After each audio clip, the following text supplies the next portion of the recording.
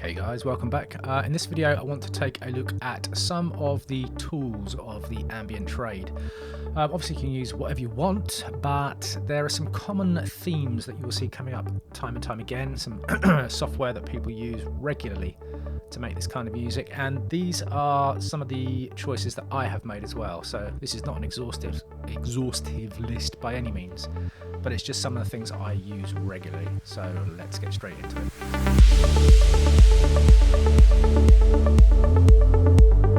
Right, the first and most obvious choice that I think a lot of people will make when thinking about this kind of music is Omnisphere, and for good reason.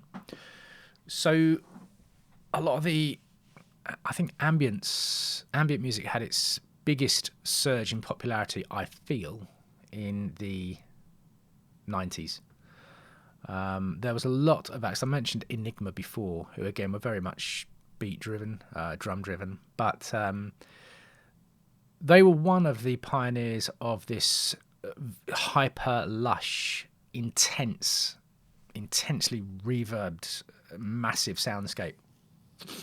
And a lot of that was born out of the big Roland digital workstations, JV, XV, Series D50, that kind of thing, Korg M1 as well. So these sample synthesis synths were very popular around then, late 80s, early 90s. And they had a sound. Now, Omnisphere was created by Eric Persing. I've mentioned this before, but I'll just go through it quickly again. Eric Persing, who was one of the main programmers for Roland back in the day, and he created some of the very famous presets that you heard over and over again. So this Omnisphere is almost like an ultimate evolution of that sample synthesis kind of engine. Now, Omnisphere itself is a fantastic synth, but the real killer app really is the simply enormous sample library that comes with it. So these samples are used as oscillators. Now, just to clear one thing up, that doesn't make it a rumpler. This is a fully featured, intensely powerful synthesizer that just happens to be able to use samples as oscillator sources. And again, one of the reasons is, I can't remember how many presets it comes with now, but it's thousands and thousands, and presets do have a value. That's why, one of the reasons why it's so expensive. But you've got these noisescapes categories, for example. I mean, you can just see how many presets there are. Let's just listen to one. Oh, wrong one. I had the wrong channel highlighted. There you go. There's an ambient track. It's not really. Yeah, I mean, even stuff like this, you probably need headphones to hear this. This is more of a sound effect, really, like the background to a factory or something. It just comes with so much stuff. So you've got the noisescapes, you've got the, I think there's a soundscapes, yeah, textures and soundscapes here.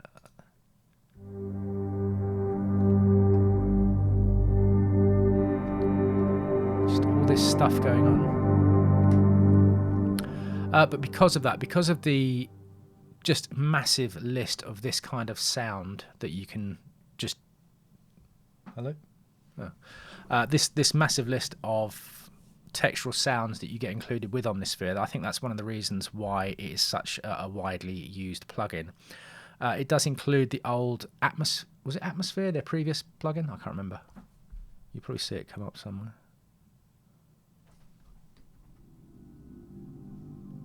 Anyway, yeah, so they've been doing this kind of thing for, well, decades, really. Literally decades. So in terms of value for money, is it something you need? The answer is definitely no. You don't need Omnisphere, and I'll tell you why when we have a look at Anna 2 in a minute. But you are paying for, again, it is a very good synth, very fully featured synth, very good effects, very good modulation, but no better than a number of alternatives. What is better is the library that comes with it. There's no other synth out there that comes anywhere close. In terms of just this massive variety of really high quality sound sources. That's why it's so popular. So number one. The second obvious one is Kontakt. Now Kontakt is just vast. I mean, I've got a small selection of the libraries that that are available for it. If you have complete, you get a lot of content with it, but it's just the huge variety of things you can get. I mean, let's just try and find something useful and relative to what we're doing here. Obviously, the pianos. Pianos are something you might use a lot in ambient music. Let's just look at West Africa. Percussion. Let's load up a lot. I don't know a lot of these instruments. Influence? Okay, let's try this.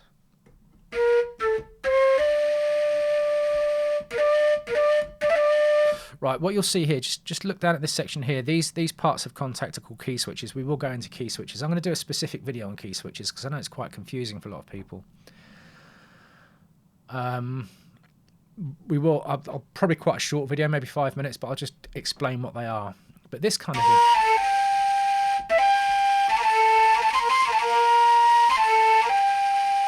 this isn't particularly expressive, this one. A lot of the instruments that come included with Contact are relatively basic, but it's when you get into third-party instruments, they can be freaking incredible. Some of them are just incredible.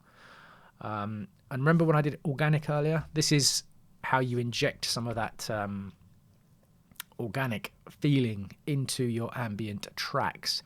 Now, one of the reasons this works, of course, is because for me, when I'm making this kind of music, what's important is building layers of texture. So, I mean, looking at those Omnisphere presets, for example, yeah, you can hold down a note on one preset that kind of does a bit of evolution by itself, and it sounds decent. And I bet if you uploaded that to YouTube with just that one note held down and with some pretty visuals, nobody would care. Nobody would be able to tell the difference. But really, ambient music takes off when you start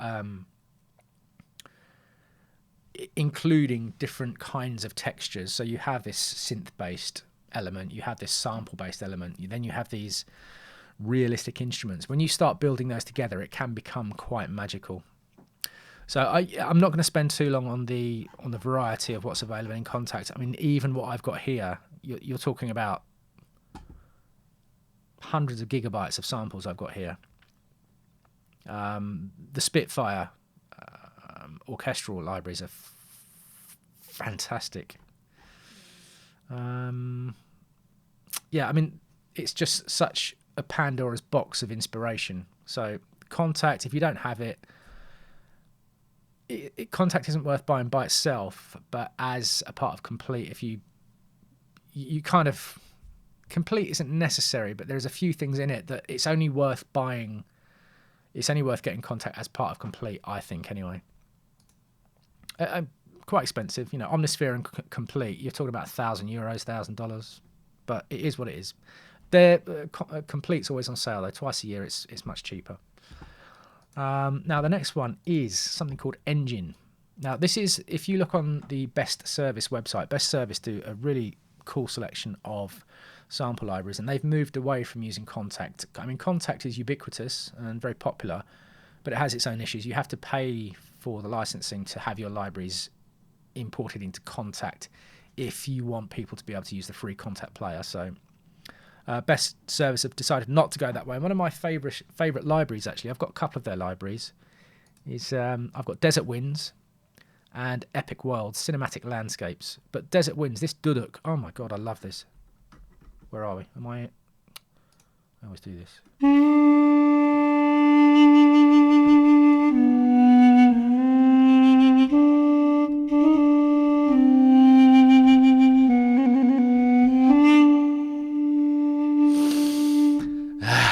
Fantastic. So again, you saw me using these key switches down here. Again, we'll go into that later. Let's just have another look at this kind of pads.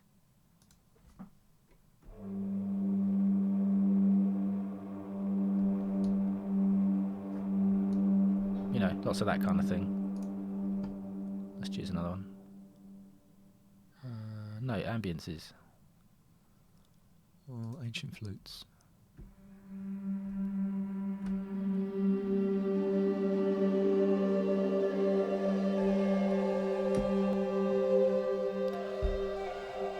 They do a load of that stuff. A lot of their expansions are quite mystical, fanciful, this kind of thing. But they are super high quality. The programmer, was it Edward Tarantelli? Quite a genius. So there's that too. The best service engine. I mean, if you buy any of their libraries, you don't have to buy the engine. It's kind of prepackaged with it. Definitely a good source of inspiration. I mean, they tend to do this kind of library is a lot of textural stuff, and then a couple of really high quality single instruments. So, for example, their instruments in this one are things like this Enigma flute. Can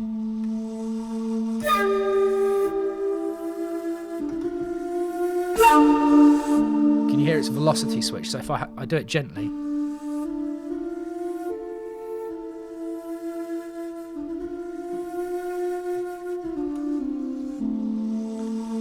and then I can, yeah. So yeah, the single instruments are fantastic. So I'm waffling on. I'm just trying to give you an idea of what I use. And then finally, now I'm going to pull up Anna 2. Now, before you scream corporate shill, I'll tell you something. There isn't a company that could pay me enough to talk bollocks about their products. It's just, life's too short. I'm not interested in that. But Anna 2 is so massively underrated. Now, the reason is, I'll tell you why. What makes this a genuine alternative to Omnisphere? Now, this doesn't do as much as Omnisphere, but it wasn't designed to. But because you have these sample oscillators, you can get a lot of the way there. Because you've got such comprehensive modulation, you can get a lot of the way there. And you've got the sequencer, you can get a lot of the way there. Now, when I did the original factory content, I did quite a few of these atmospheres. I can't remember which one's which. I keep doing that.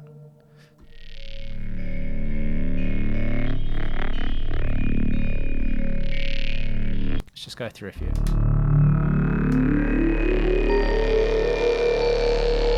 This is just one note up there.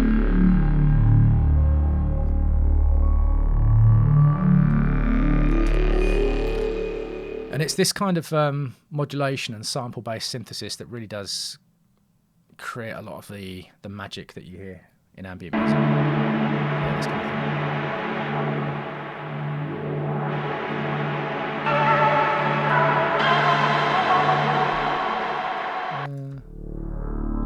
Don't even remember making this one. But you know what I mean? Constant evolution, textural. And then my favourite one that I made was it Sonora? Now, the reason I called it Sonora was because this reminded me, do you remember I talked about connecting ideas with audio? For some reason, this reminded me of the Sonora Desert. Is it Sonora Desert? I think it is. In America / GTA 5.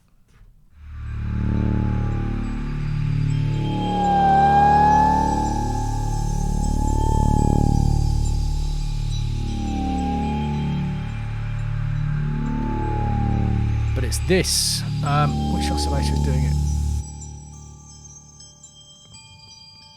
That's just one oscillator soloed. Another one. Another one. So any of you guys that have got Anna 2, you can like fire up these. If you go into the browser, author, me, or actually anybody, it doesn't have to be mine. I've put a lot of them under atmosphere. So just open up those presets and just kind of have a look at what I've done. You can solo out the oscillators, then trace through the modulation and see how I've made that oscillator do that thing. And then finally, one of the most important tools in ambient music is reverb, however you want to call it. Now my go-to will always be, since I use Black Hole, which you probably know that I've mentioned several billion times before, will be Black Hole. Now, the reason is because even if, Anna 2, I've just initialized it and put a sine wave. We've got one sine wave going.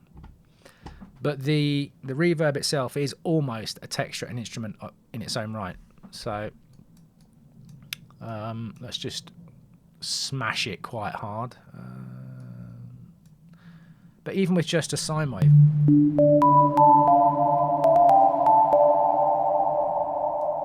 so I've got the modulation quite high here.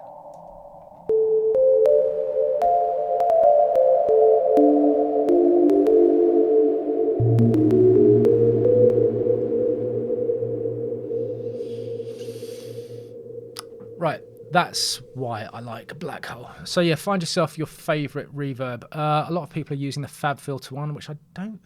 Have I got that? I can't remember. I might have. I do have another one, which I've never really used in anger, which is this Synaptic Wormhole. Yes, it's really called that. Let me just switch off Black Hole, which was... It was designed to be a very... It was designed as a sound design tool. But I've never really gone into it. Let's just look at the presets here, like a warp one. So remember, we're just feeding it a sine wave. Well, that's terrible. Let's try something else. Alienifications. We've got to go there.